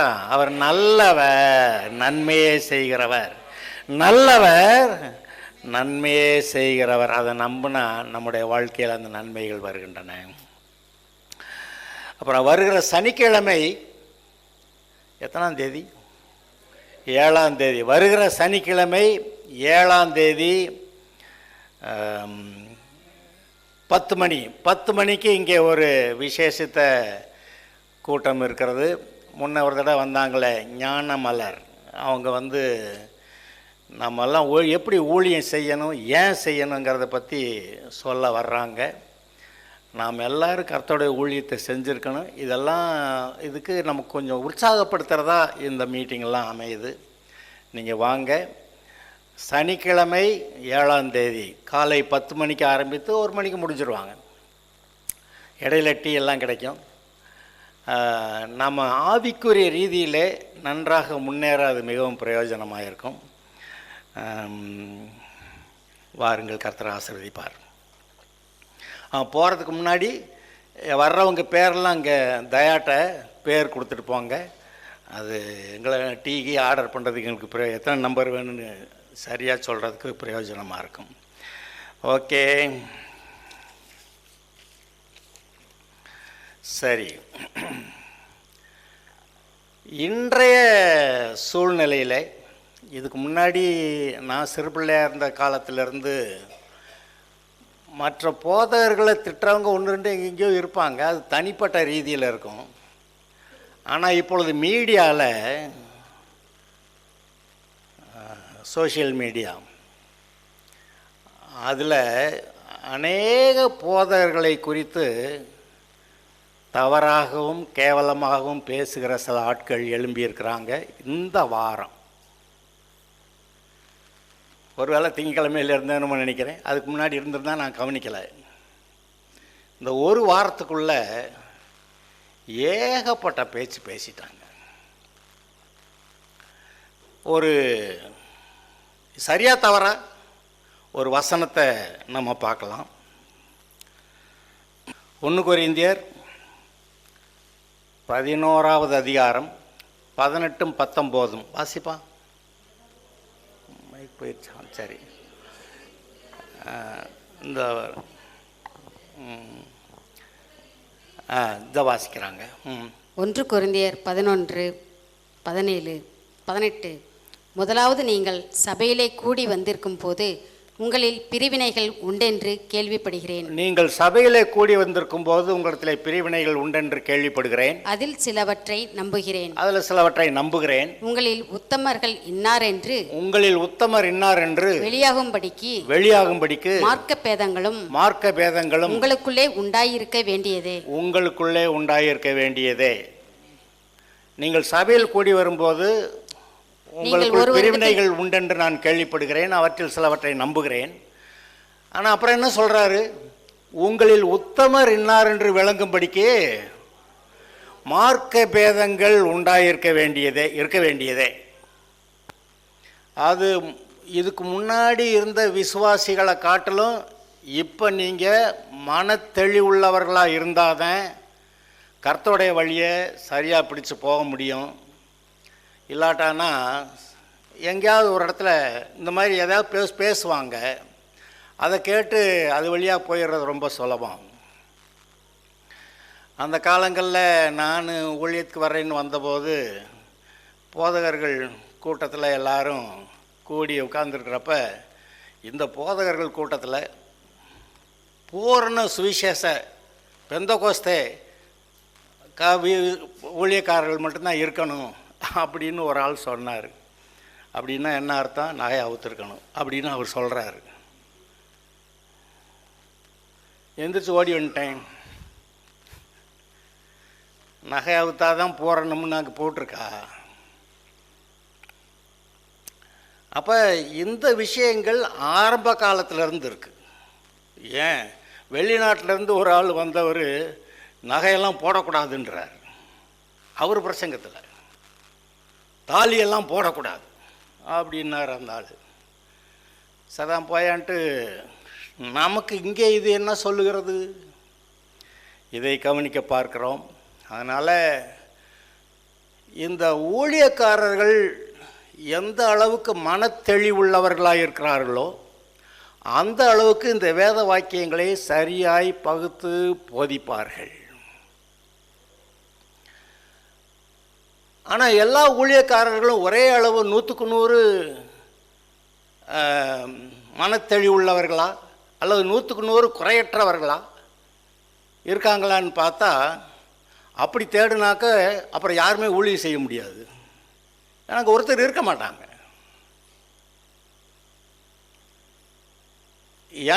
நான் ரட்சிக்கப்பட்ட காலங்களில் எனக்கு பாஸ்டரு அவர் 6வது 7வது படித்தவர் தான். ஆனால் நான் அடங்கி உட்கார்ந்துருப்பேன் அங்கே. அது 3 மணி நேரம் பார்த்தா போய் செவுத்தோரமாக ஒரு இடத்த பிடிச்சி சாஞ்சிக்கிட்டு உட்காந்துக்கிருவேன். நான் அடங்கி இருந்தோம். வசனம் சொல்லப்பட்டது அவங்களுக்கு விளங்குனதை காட்டில் இப்போ நமக்கு அதிகமாக விளங்குது. அதை விட படிச்சிருக்கிறது மட்டும் இல்லை, இருதயத்திலே சுத்தமுள்ளவர்கள் பாக்கியவான்கள்.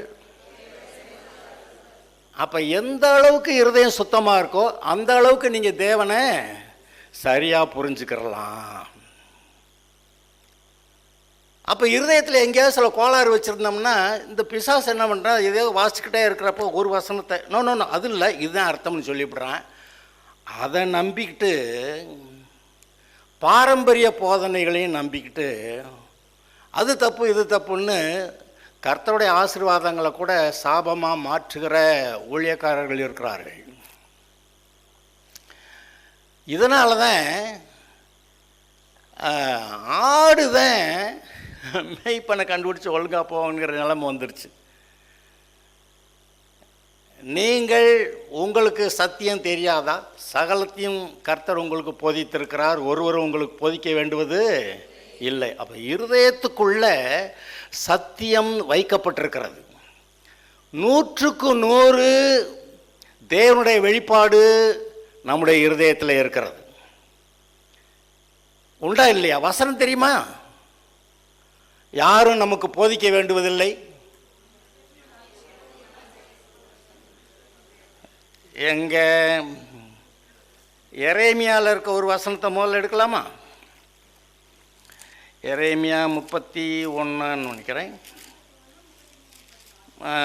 31, 33, 34. அதாவது இது பிரச்சனையான காரியங்கள், அதனால் எடுத்து வாசித்து வைங்க.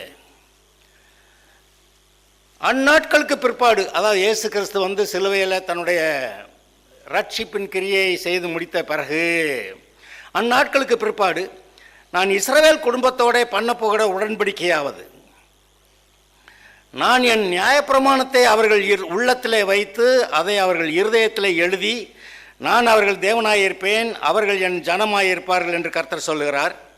அதனால் இனி ஒருவன் தன் அயலானை நோக்கி, ஒருவன் தன் சகோதரனை நோக்கி கர்த்தரை அறிந்து கொள் என்று போதிப்பதில்லை. அவர்களில் சிறியவன் முதல் பெரியவன் மட்டும் எல்லாரும் என்னை அறிந்து கொள்வார்கள் என்று கர்த்தர் சொல்லுகிறார். நான் அவர்கள் அக்கிரமத்தை மன்னித்து அவர்கள் பாவங்களை இனி நினையாதிருப்பேன். இதில் எத்தனையோ காரியத்தை சொல்லிட்டாரு. ஆனால் இதில் என்ன சொல்ல வர்றாரு? வேறு யாரும் சொல்ல வேண்டியதில்லை. இயேசு தான் ஆண்டவர்னு சொல்ல வேண்டிய அவசியம் இல்லை. அப்புறம் என்ன சொல்லியிருக்கு? என்னுடைய நியாயப்பிரமாணத்தை அவர்கள் உள்ளத்தில் வைத்து அதை அவர்கள் இருதயத்திலே எழுதி. அதனால் உங்களுடைய உள்ளத்திலே தேவனுடைய சத்தியம் 100% உள்ளே வைக்கப்பட்டிருக்கிறது. அதனால தான் பைபிள் வாசிக்கிற, ஆமாம்மா அது கரெக்டு, இது ரைட்டு, இது தப்பு, அப்படியெல்லாம் நீங்கள் ஏதோ சொல்ல முடியுது. ஏன்? உள்ளுக்க ரெஃபரன்ஸ் பாயிண்ட் இருக்குது. உள்ளுக்கு தான் கர்த்தர் வந்து தேவனே தம்முடைய பிரமாணங்களை உள்ளே எழுதி வச்சிட்டாரு. அதனால் ஒருத்தர் பிரசங்கம் பண்ணுறப்ப கரெக்டு, சரியாக சொன்னாரியா அந்த ஆள் அப்படிம்பீங்க. இன்னொரு ஒன்றும் சரியாக தெரியலையே, டவுட்டாக இருக்கேன், எது ரைட்டுன்னு சொல்ல முடியாட்டி கூட இது சரியாக தெரியலையே அப்படி கூட தோணுது. பொல்லாங்காய் தோன்றுகிற எல்லாவற்றையும் விட்டு வேகுங்கள் அப்படி போட்டிருக்கு. அப்போ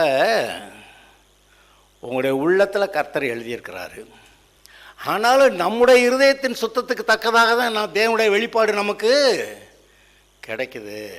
அதனால் சுத்த இருதயத்தோடு கூட கர்த்தரை தேட வேண்டும். இது உண்மையானாலும் கூட இன்றைக்கு உலகத்தில் இருக்கக்கூடிய நாங்கள் ஊர்பட்ட பிரசங்கங்களை கேட்போம். எந்த நாட்டில் இருக்கிற எந்த ஆள் பேசினாலும் அதை கேட்போம். கேட்டுட்டு சரியாக தவறான்னு நிதானிக்கிற இருதயம் நமக்குள்ளே இருக்கே, சரியானதை எடுத்துக்கிருவோம். பொல்லாததை அதை நம்ம போய் அந்த ஆள்கிட்ட போய் சொல்லி சரி பண்ண போகிறோம், அது முடியாது. இங்கே தான் எழுதியிருக்குல்ல, உங்களில் உத்தமர் இன்னார் என்று விளங்கும்படிக்கு மார்க்க பேதங்கள் இருக்க வேண்டியதே இருக்கும். இப்போதைக்கு கடந்த ஒரு வாரமாக ஒவ்வொரு ஊழியக்காரரையும் பற்றி, ரொம்ப நல்ல ஊழியக்காரங்களாக இருந்தாலும் சரி, ரொம்ப மோசமான ஆட்களாக இருந்தாலும் சரி, எல்லாத்தையும் சிக்கன ஆளுகளெல்லாம் பிடிச்சி எதையாவது போட்டு விட்டு அந்த ஊழியக்காரர்களை பற்றி தரக்குறைவாய் சொல்லப்படுகிற காரியங்களை நீங்கள் கேட்குறீங்க. இன்னும் நிறையா வரும்னு நினைக்கிறேன். இது வரும், ஒரு விதத்தில் வரணும். இப்படியெல்லாம் வந்த பிறகு கூட யார் சரி யார் தவறு என்று நிதானிக்கக்கூடிய இருதயம் நமக்கு தேவை. ஏன்னா அப்படி தான் கர்த்தர் நம்மளை வச்சிருக்கிறாரு. அவங்க சொன்னாங்க அங்கே போயிட்டேன், இவங்க சொன்னாங்க இங்கே போயிட்டேன், அப்படியெல்லாம் கிடையாது. கர்த்தர் சொன்னாரா? உங்கள் இருதயத்தில் வெளிப்பாடு என்ன? அதுபடி நம்ம இருக்கணுமே ஒழிய, இப்போ எங்களுக்கு போச்சவங்கள அவங்க சொன்னதை கேட்டு இருந்தோம்னாக்கா நாங்கள் இன்றைக்கி நகையெல்லாம் போட்டிருக்க மாட்டோம். என் மனைவி கேட்டாங்க, போட்டு அலட்டுறாங்க, நான் என்ன நகையை கழட்டிடுறவா அப்படின்னு கேட்டாங்க. அப்போன்னா என்னது? ரொம்ப சீரியஸ் மேட்டர். அதை எப்படி கவுண்டர் பண்ணுறது? உங்கள் சரீரத்துக்கு நான் தான் அதிகாரி, என் சரீரத்துக்கு நீங்கள் தான் அதிகாரி. அதனால் நான் சொல்கிறேன், நகையை நீ போட்டிருக்கணும் அப்படின்னு சொல்லிவிட்டேன் நான். அதாவது போட்டு அலட்டி, அதனால் அவங்கள விட்டு பிரிஞ்சு போக வேண்டிய வருது பார்த்தீங்களா. நான் நம்புகிறேன் இங்கே இருக்கிற நீங்கள் அநேக இடங்களில், எல்லான்னு சொல்லலை நான், அநேக இடங்களில் இருக்கக்கூடிய கிடைக்கிற போதனைகளை காட்டிலும் நீங்கள் நல்ல அதிகமான அளவில் சரியான போதனையை நீங்கள் பெற்றுக்கொண்டு இருக்கிறீங்கன்னு நான் நம்புகிறேன். எனக்கு தெரிய ஒரு விஷயத்தில் கூட தவறாக பைபிள் நான் உங்களுக்கு போதிக்கலை. போன வாரம் சொன்னது போல் நீங்கள்லாம் நல்லவர்களாக இருக்கிறீர்கள் அப்படின்னு சொன்ன பைபிள் அப்படியே காணாமே. என்ன பாஸ்டர் நம்மெல்லாம் நல்லவங்கன்னு சொல்கிறீங்க, தேவன் ஒருவர் தவிர நல்லவன் ஒருவனும் இல்லையே, அதானே கரெக்டு. அப்போ நம்மெல்லாம் பொல்லாதவங்க தானே. கர்த்தரே சொல்லியிருக்கார், பொல்லாதவர்களாகிய நீங்கள் உங்கள் பிள்ளைகளுக்கு நன்மையான வேலை கொடுக்க அறிந்திருக்கும்.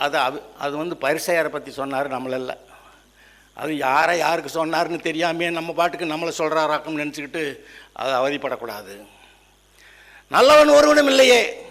ஆனால்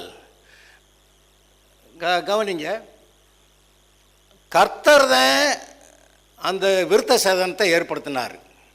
விருத்த சேதனம் பண்ணாமே அந்த தேசத்தின் ஜனங்கள்லேருந்து அந்த அவனை வேறறுக்கப்பட்டு போவான், இல்லாமல் போயிடுவான் அப்படி சொல்லிட்டார்.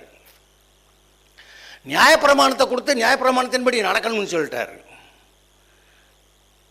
அப்புறம் தேவனுடைய ஆலயம் அங்கே பலி செலுத்தி, அப்புறம் பரிசுத்த ஸ்தலம், மகா பரிசுத்த ஸ்தலம், அங்கெல்லாம் போய் அந்த மாதிரியான ஆலய ஆராதனை இருந்துச்சு. கடைசிக்கு ஆலயத்தையும் தூக்கிட்டார், அந்த மாதிரி ஆலய முறைமைகளையும் தூக்கிட்டார். ஆரோனை போல ஒருவன் அழைக்கப்பட்டிருந்தால் ஒளி இப்படி மேன்மையான ஊழியத்துக்கு ஒருத்தன் ஏற்பட மாட்டானே அப்படின்னு சொல்லிக்கிட்டு, ஆனால் அதை காட்டிலும் மேன்மையான மெல்கிசேதேக்கின் முறைமையின்படியான வந்த பிரதான ஆசாரியரை நமக்கு ஆசாரியரை மாற்றி விட்டார்.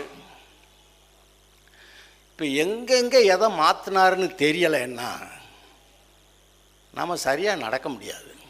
ஒருவேளை பொதுவாக மக்கள் ஒரு ஆவரேஜ் லெவலில் எல்லாத்தையும் புரிஞ்சுக்கிறாங்கன்னா, இங்கே போதகராக இருக்கிற ஆள் எல்லாத்தையும் சரியாக புரிஞ்சு சரியாக போதிச்சா பிள்ளைகளை எப்படி பெற்றோர் வளர்க்குறாங்களோ அதே போல் தேவன் இந்த பாஸ்டரை கொண்டு கர்த்தர் தன்னுடைய பிள்ளைகளை சரியாக வளர்க்க அவர் நடத்துவார்.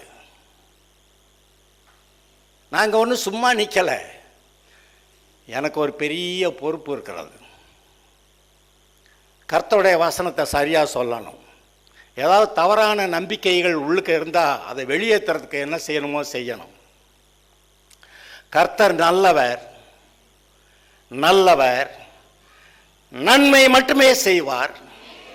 இப்போ நீங்கள் கேட்டது போல அவர் அதன் காலத்தில் சகலத்தையும் நேர்த்தியாய் செய்கிறவர். அவர் செய்வார், கட்டாயமாக செய்வார். அப்புறம் ஆபிரகாமுக்கு பிள்ளை எல்லாம் போச்சு. 75லேருந்து 100 வயசு வரைக்கும் ஒன்றும் காரியம் நடக்கலை. அப்புறம் சகரியா, அவனுக்கு பிள்ளையெல்லாம் போச்சு, வயசாகி போயிடும். அவனு அதே மாதிரி கதை கேஸ்தான். ஆபிரகாம் மாதிரியே சகரியாவும் எலிசபெத்துமா அவங்களும் அப்படியே போயிட்டாங்க. என்ன அதிசயம்னா, பிள்ளையெல்லாம் கர்த்தர் கொடுத்துட்டு அதன் காலத்திலே சகலத்தையும் நேர்த்தியாகி செய்திருக்கிறாருன்னு அவர் எழுதி வச்சுட்டார்.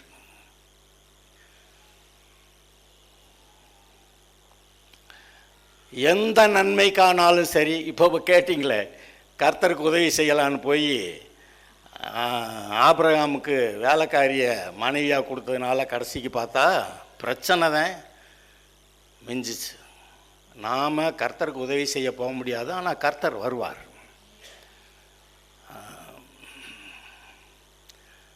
என் மகிமை வேறொருவருக்கும் என் துதியை விக்கிரகங்களுக்கும் கொடேன். அப்போ அவர் தான் மகிமைக்கு பாத்திரர், அவர் தான் துதிக்கு பாத்திரர். அவரை துதிச்சா அவர்கிட்டருந்து வரும் நன்மையான எந்தையும் பரத்திலிருந்து உண்டாகி, பரத்திலிருந்து கொடுக்கப்படலைன்னா அமைதியாக இருக்கணும். நான் கர்த்தருக்குள்ள நீதிமானாக தானே இருக்கேன், எனக்கு ஒன்றும் நடக்கலையே. ஆபிரகாம் கேட்டிருக்கலாம், ஒரு வேளை நான் விசுவாசித்தேன் நீதிமான்னு சொல்லிட்டீங்க, ஆனால் இன்னும் பண்ணுறேன் இல்லையே இப்படி கேட்கலாம். ஆனால் வெயிட், அவர் ஒருவரே நல்லவர். நான் மறுபடியும் இப்போ சொல்கிறேன், ஒருவேளை குழந்தை இல்லைன்னு குழந்தை வேணுங்கிறதுக்காக டாக்டர்கிட்ட போய் ஏன்னா செயற்கை கருத்தரித்தல், நான் பாஸ்டராக இருக்கிறதுனால சொல்கிறேன், போகாதீங்க.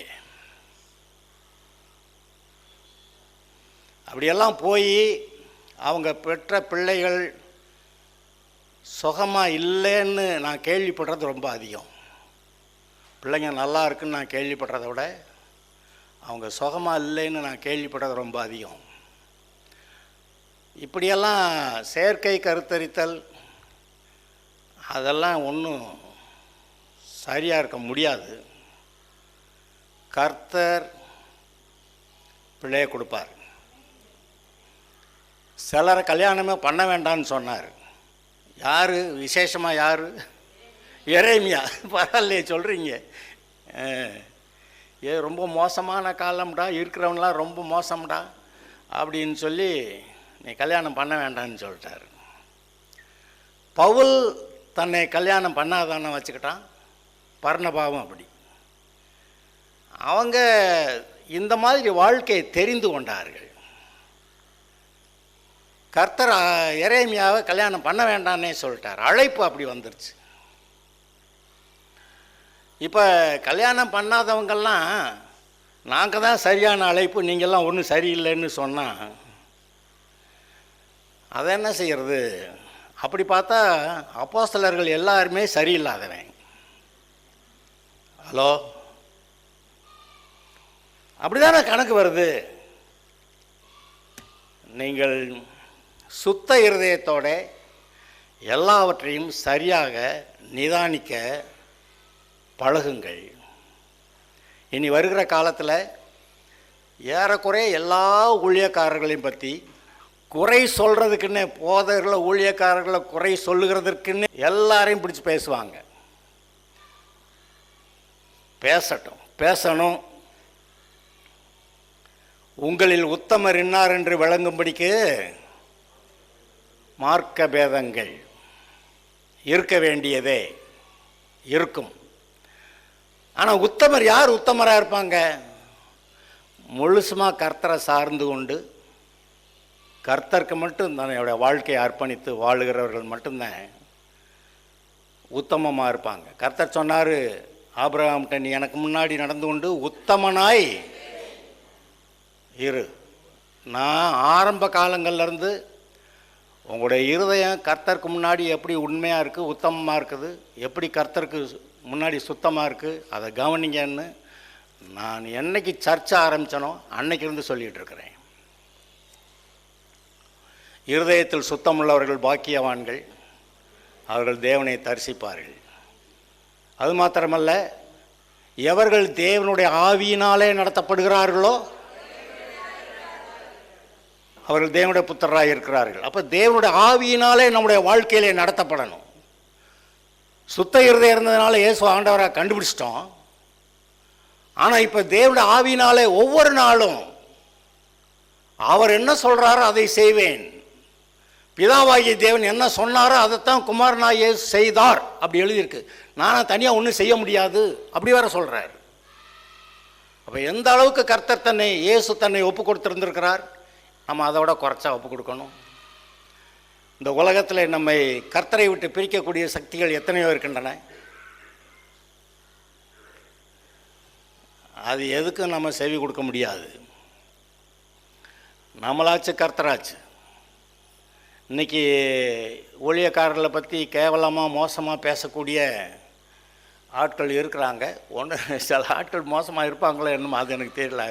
I don't want to say.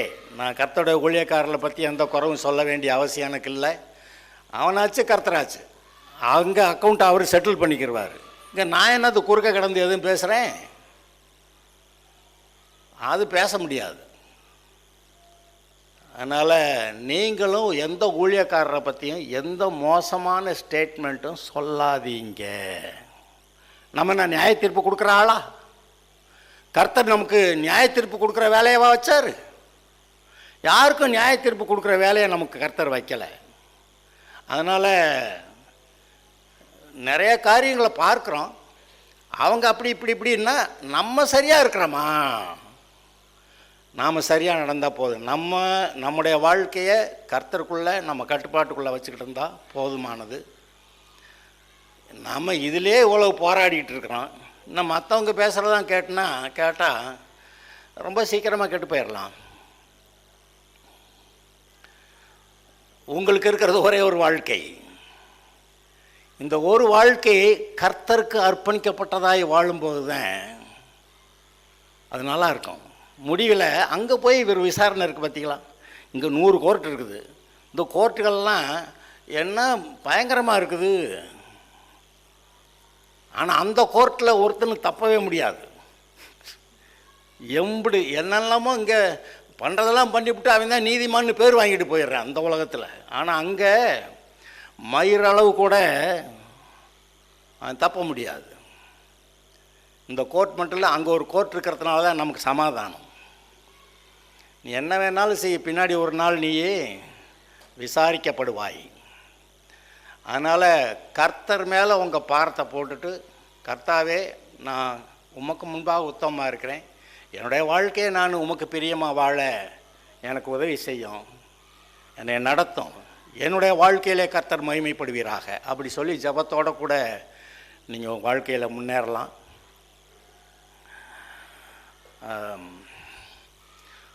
போதும் என்ற மனதுடனே கூடிய பண ஆசை எல்லா தீமைக்கும். அந்த பணம் வேணும் வரும், ஆனால் அது ஆசை. கர்த்தருடைய ஆசீர்வாதமே ஆசீர்வாதம் தான் ஐஸ்வர்யத்தை தரும். ஐஸ்வர்யம் ஆசீர்வாதம் கிடையாது. சொல்லுவாங்க அன்பே கடவுள்பாங்க. தேவன் அன்பாகவே தான் இருக்கிறார், உண்மைதான். ஆனால் அன்பே கடவுளா? அன்பு கடவுள் கிடையாது, தேவன் அன்பாகவே இருக்கிறார், அது கரெக்டு. அதுபோல் பணம் தான் ஆசீர்வாதமா? இல்லை, ஆசீர்வாதம் தான் ஐஸ்வர்யத்தை கொடுக்கும். எங்கே போட்டிருக்கு? 10:22 எடுத்து வாசிங்க பார்க்கலாம். நீதிமொழிகள் 10 நம்ம வழக்கமாக வாசிக்கிற போது தானே, வாசிங்க.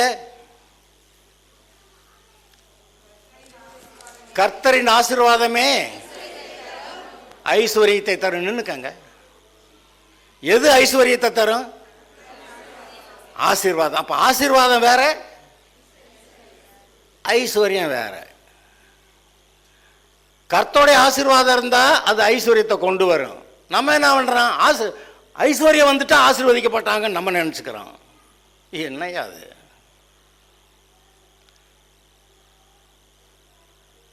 கர்த்தருடைய ஆசீர்வாதமே, ஆசீர்வாதம் தான் ஐஸ்வர்யத்தை கொண்டு வரும். கர்த்தர் ஆசீர்வதிச்சிருந்தா அவனை ஏதாவது கரெக்டாக ஒரு வழியில் நடத்தி ஐஸ்வர்யத்தையும் கொடுத்துருவார்.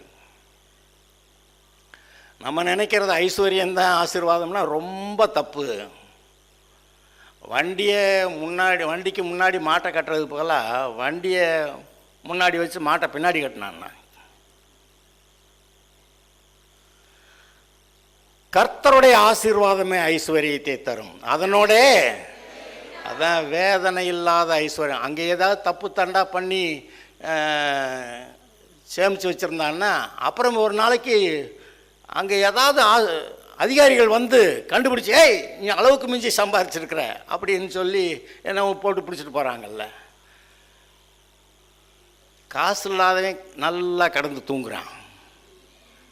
ஆனால் காசையும் வச்சுக்கிட்டு 10 பேர் செக்யூரிட்டிக்கு ஆளும் போட்டுட்டு அப்புறமும் தூக்கம் வரலை.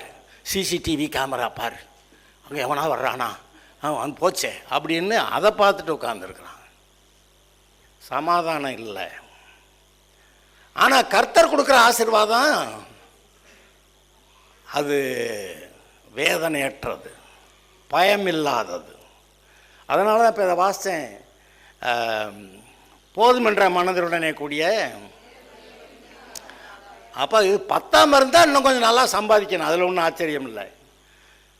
போதுமென்ற மனதுடனே கூடிய தேவபக்தியை மிகுந்த ஆதாயம்.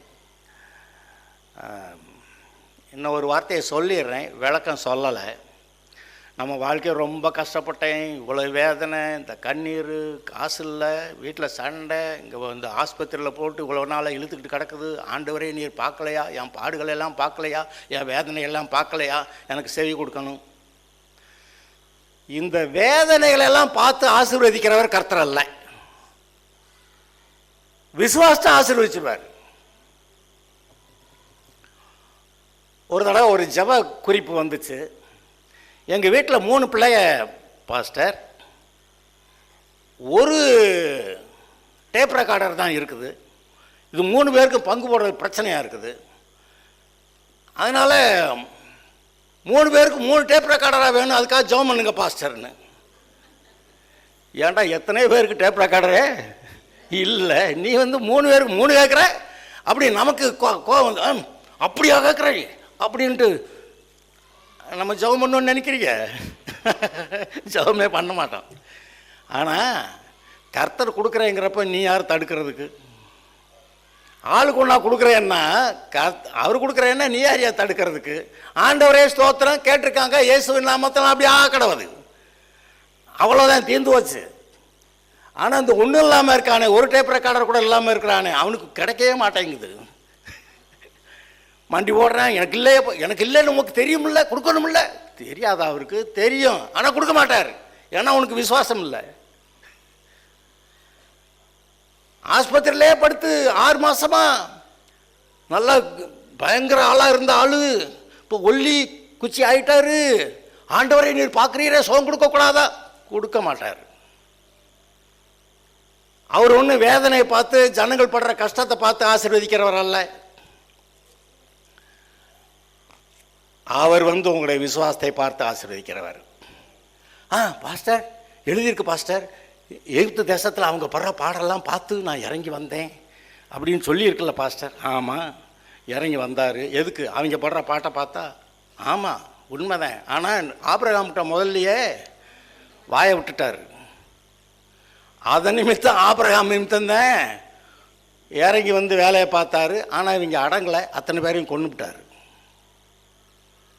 தப்புன்னு 2 பேர் தான். ஆமாம். அப்போ என்ன நடக்கிறது?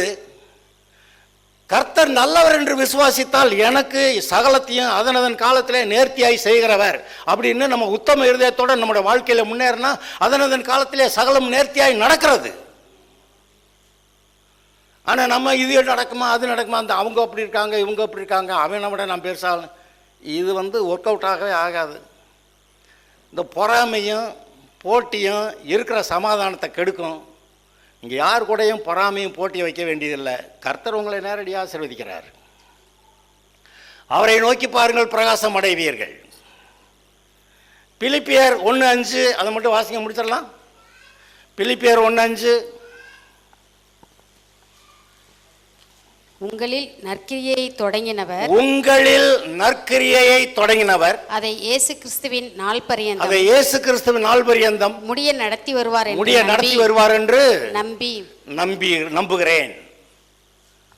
இயேசுவை ஆண்டவராய் ஏற்றுக்கொண்ட உங்களிடத்திலே தேவன் நற்கிரியையை ஆரம்பித்திருக்கிறார்.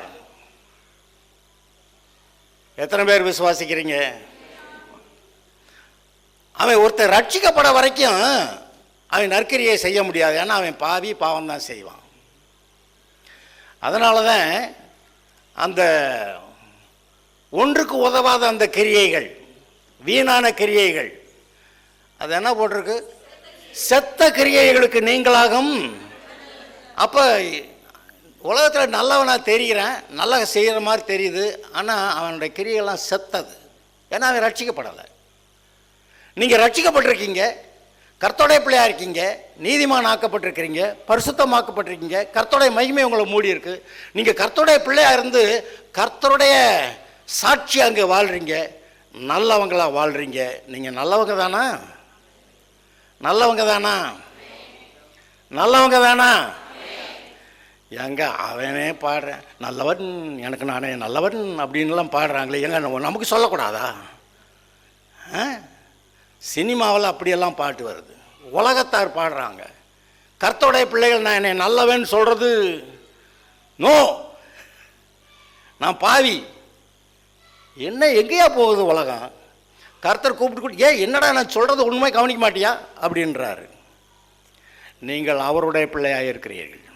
ஜீவனுள்ள தேவனுடைய அந்த சராசரங்களை படைத்த, சகலத்தையும் ஆளுகிற, பரிசுத்தமாக இருக்கிற, நீதியாக இருக்கிற, சத்தியத்திலே செயல்படுகிற, அன்பாகவே இருக்கிற, நன்மை செய்கிற நல்லவருடைய பிள்ளைகளாக இருக்கிறீர்கள். அப்படி இருங்க, பரிபூர்ண ஆசீர்வாதத்தை சுதந்திரிப்பீங்க. ஓகே, எல்லாரும் ஜெபம் பண்ணுங்க.